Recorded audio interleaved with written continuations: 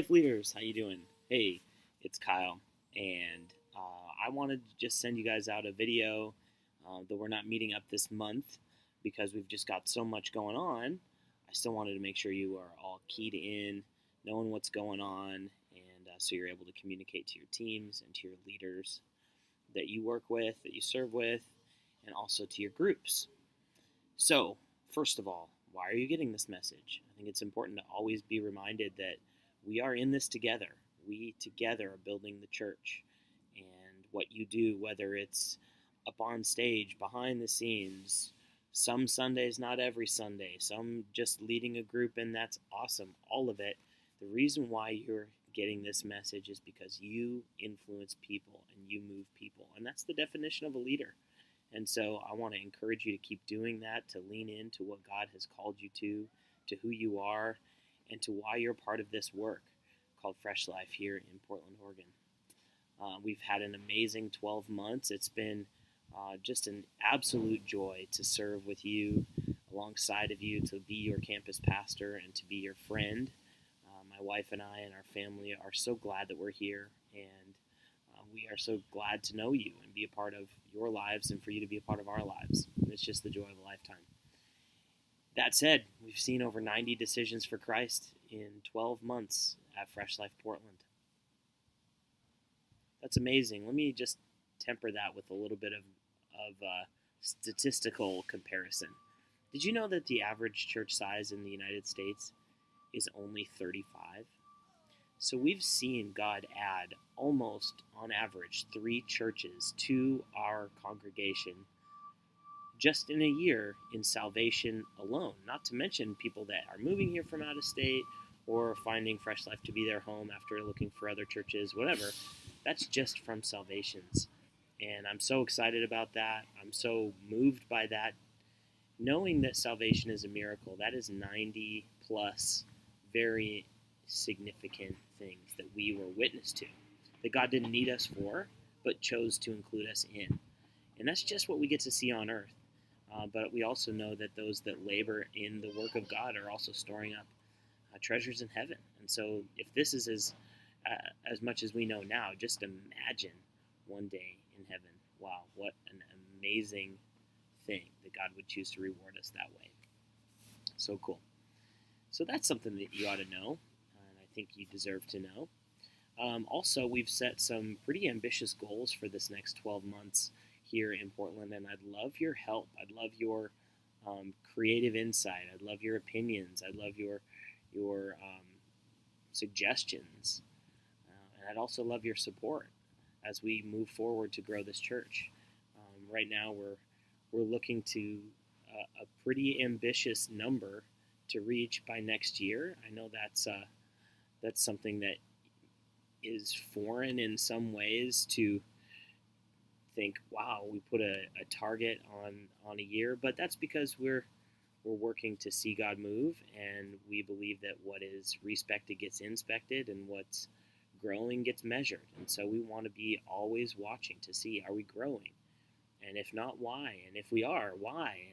And to just be able to give God all the thanks and all of the glory and all of the praise every day. We can say, wow, I know how hard that was, and yet God chose to move through it anyway. So the number where we're going this year, we're shooting ambitiously at an 88% increase in attendance. That can be done a million different ways, but that number is 240 on an average attendance by this time next year. 240 people. It's crazy, but it can be done because God's promises are the same here as they are in Los Angeles, as they are in Germany, as they are anywhere on earth. God's promises are the same. He's not looking for the abilities of people. He's looking for the availability of a few. And so that's us. We're available. We're willing to be used. So 240, how are we going to get there? That was the question pitched to me. How are you going to get your campus to 240? I said, well, through prayer and fasting and sackcloth and ashes and lying on my face every night. That being true. Also, we believe that when we bring the blood, the Lord himself brings the thunder. We do what's natural. He does what's super. And together, it's supernatural. And so what do I mean by that? Well, what we're looking at is just taking two things that we know will help grow the church. And that is, um, I want to work very, very diligently and intentionally at reaching new believers. I think that this has been, to some degree, a blind spot for us, and that's all on me, in that we don't have like a new believers class. We don't have a new believers small group. We don't have a new believers or seeker kind of, service of some kind outside of the traditional Sunday worship experience. And that's totally fine, but I want to do something about that. So I want to start a faith foundations class that would meet every other week. And I'd be happy to lead it, and I'd like to find a few people that want to learn how to teach the Bible and teach people how to read it. So if that's you, or you know someone in your group or anybody, please send them my way, and we can lead this together. And then also the second thing, so that's one. Want to connect with 3/4 at least, to retain 3/4 of our new believers in our church. Last year it was 90, so 3/4 is what is that? 70? I don't know.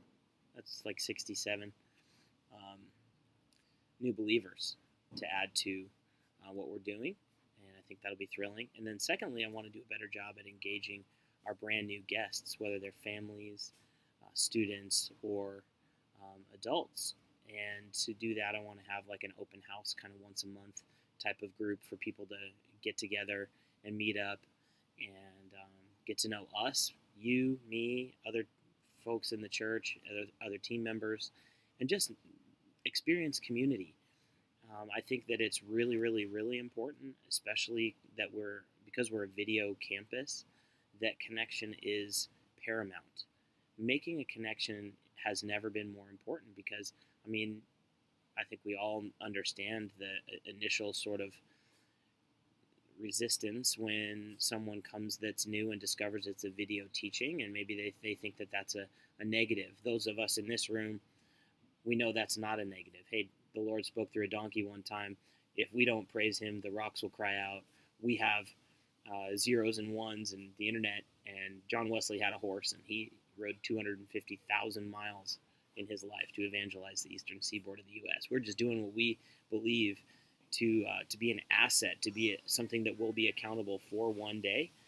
We're just doing what we can with that to make Jesus famous. But it's understandable if people aren't comfortable or just think it's foreign. And so I'd like to open up a group that's a welcome home group.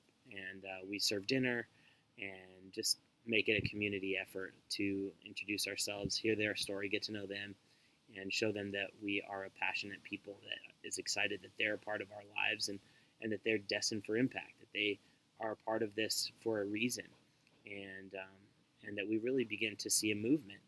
Out of that, I also believe that new believers and first-time guests both are typically in our churches with someone who brought them. And so I want to do our best to connect with the bringer, that person that prayed all week and begged God to give them favor in their workplace, to invite their friend or coworker to work or to church, or their neighbor, or they've been praying for their sister or whatever, and then salvation happened. I want to utilize that person because I think that person is the missing link. I think that person just experienced a miracle too, witnessed firsthand what God can do in them, through them, and around them, in their friends.